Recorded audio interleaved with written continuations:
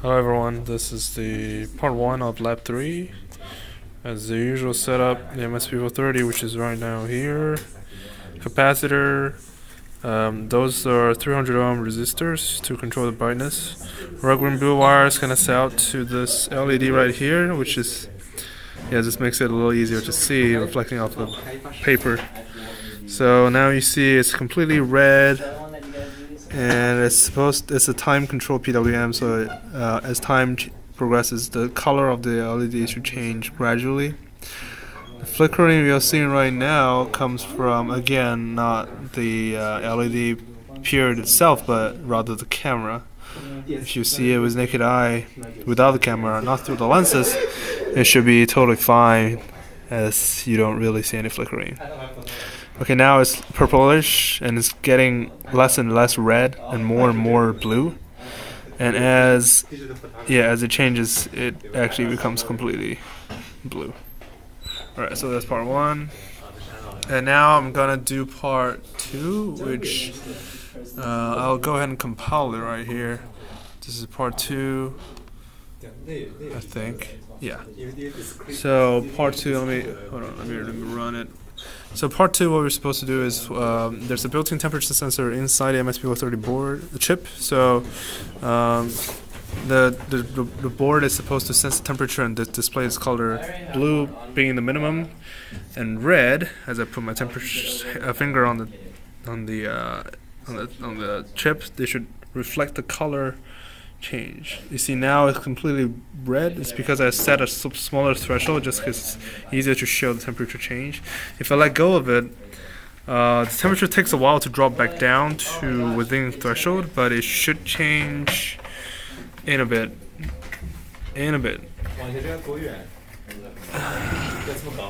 Yeah, it's getting a little blue, if you can see here.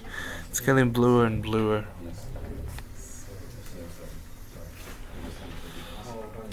This is really hard to change the temperature back to its minimum temperature, but you can see its temperature change.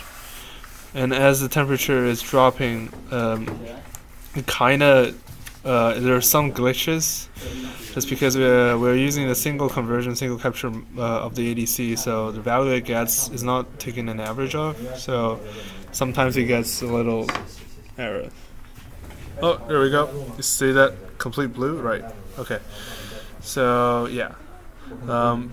The reason why the red seems so much brighter than the blue is because of the impedance of the red LED and the blue LED. I'm using the same resistance reading.